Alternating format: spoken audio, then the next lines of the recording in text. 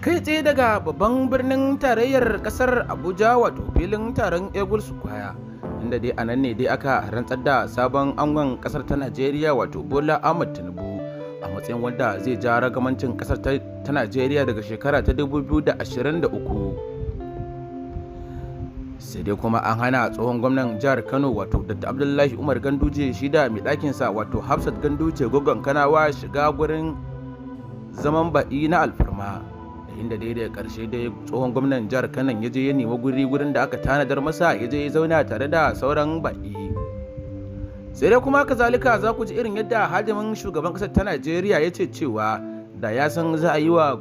tsohon gwamnan jihar Kano da Abdullahi Umar Ganduje haka, da tun a jiya da dare ya bashi katin gurin da zai shiga gurin zama na alfarma domin gudun irin wannan walakancin, kamar da yadda gidan jaridar Rariya suka wallafa a shafinsu. Masu sauraro sai ku yara zama tsab domin sauraron cikakkun rahotannin kai tsaye da kuma so tana gami da wasu bidiyoyi kai tsaye da ke faruwa a can Eagle Square da ke babban birnin tarayyar kasar Abuja wurin rantsar da sabon shugaban kasar ta Najeriya wato Bola Ahmed Tinubu. Amma masu sauraro, idan wannan shine farkon ka mana ziyara wannan tasha tawo mai albarka, na so da ku danna mana subscribe da kuma danna mana ƙararrawar sanarwa kamar haka.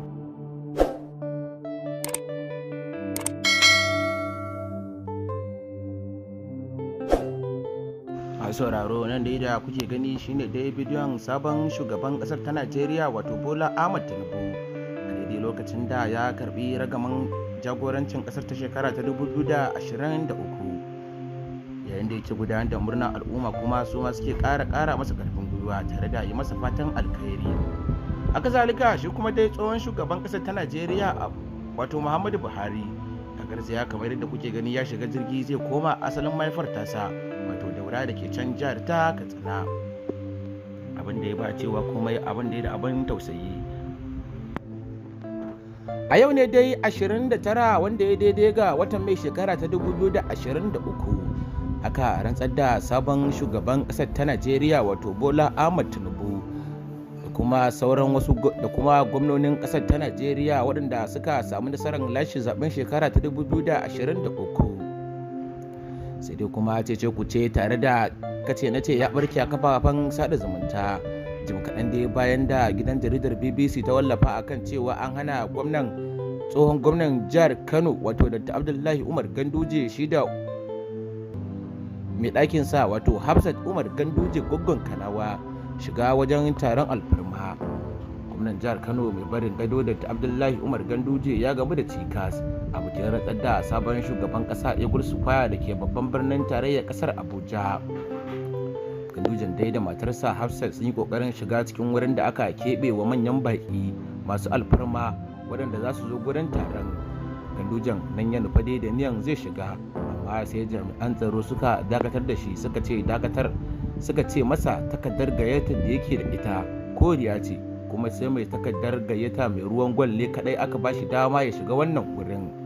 Da ƙarshe dai haka tsohon gwamnan jihar Kano ya yi ta zaman jira har na tsawon mintuna 10 ko zai samu dama ya shiga. Da ƙarshe fa haka ya koma gurin da aka tanadar ma sauran baƙi wato yadda kowa zai zo ya zauna. A nan dai gwamnan jihar Kano shi ma dai ya samu guri ya zauna shi da mai ɗakinsa kamar yadda kuke gani a cikin hotuna. Can kuma wajajen gurin alfarmar dai su Aliko Dangote ne da Subuwa da dai sauran wasu manya-manya gami da sauran shugabannin kasar Niger, South Africa da dai sauran wasu shugabannin kasa da suka samu halartar taron ne dai suka samu damar zama a wannan gurin da aka keɓe na alfarmar. Sai dai shi ma gwamnan jihar Anambra wato Charles Soludoya ya yi ƙoƙarin shiga wannan bangaren da aka hana tsohon gwamnan jihar Kano. Shi ma dai abin da ya kamar yadda aka yi wa gwamnan jihar Kano shi ma dai haka aka yi masa, aka taka masa birki daga bisani dai ya koma zuwa can wancan gurin shi ma ya je ya samu guri ya yi zamansa hankalinsa kwance tare da wani kace na ce ba. Sai dai kuma hana Ganduje shiga wannan gurin abun ya matukar bata wasu al'ummar jihar Kano rai da suke ganin cewa fa wannan fa ba fa adalci bane, domin kawai domin ya sauka ya gama wa'adinsa na gwamnan jihar Kano, ai bai kamata a ce cewa za a na shiga wajen alfarma ba. Kuma dai menene, ai yau ne dai aka yi rantsar da sabon gwamnan a jihar Kano, kuma Gandujen ai yana da alfarma bai kamata a yi masa hakan ba. sai dai wasu kuma 'yan adawa a jihar Kano sun ji daɗin matuƙar irin yadda aka hana Gandujen shiga, sun fara gaya Ganduje cewa tun yanzu ma ya fara gani kenan ita da magiyar mulki idan ta ɗibe ka to fa ana so ka dinga kana juya baya saboda kar ka bar baya da ƙura. Dama dai sun nuna jin daɗin su da kuma irin yadda suka ta watsa abubuwan kafafen sada zumunta wurin yadda aka hana Gandujen shiga wurin da za a rantsar da sabon shugaban kasar ta Najeriya wato Bola Ahmed Tinubu.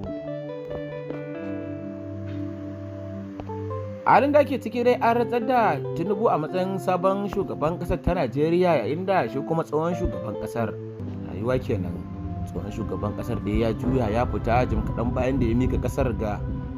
sabon shugaban kasar wato Bola Ahmed Tinubu, ya juya ya fice wasa da ƙarshe ya hau jirgi zuwa Daura. An dai rantsar da sabon shugaban ƙasar Najeriya, ƙasa mafi yawan al'umma da girman tattalin arziki a nahiyar Afirka. Bola Ahmed Tinubu mai shekara 71 shine da ya lashe zaben shugaban ƙasar da ake gudanar a watan Fabrairu shekara ta 2023 tare da alkawarin haɓaka ƙasar duk da cewa akwai jan aiki a gabansa. Tinubu ya sha rantsuwan ne tare da mataimakinsa wato Kashim Shettima, tsohon gwamnan jihar Borno da ke arewa maso gabashin ƙasar ta Najeriya. Sun karɓi mulkin ne a hannun shugaba Muhammadu Buhari, yayin da ƙasar ke fama da tashin farashin kayan masarufi da kuma ƙalubalen tattalin arziki da kuma garkuwa da mutane domin neman kuɗin fansa da kuma irin halin da ƙasar ta shiga cikin mawuyacin hali inda a gefuna da dama ma ba zaman lafiya, ake kashe mutane babu gaira babu dalili. Yanzu haka 'yan takara na jam'iyyar adawa na kalubalantar zaben a kotu, sun bayyana cewa an yi magudi ne ɗaya a zaben da gudanar domin ba Tinubu bane ya dace ya lashe zaben shugaban kujerar kasar, magudi kawai aka yi dai aka bashi takara.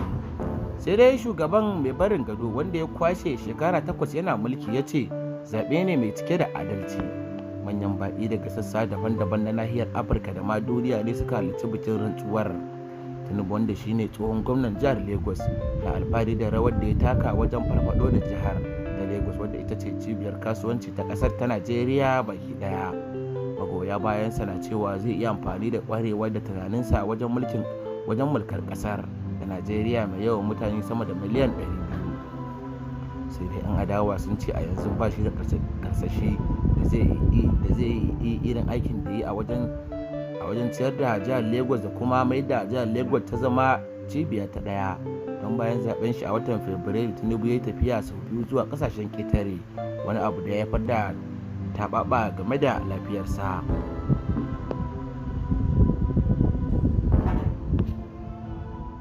A halin da ake ciki dai yanzu dai Tinubu ne dai ya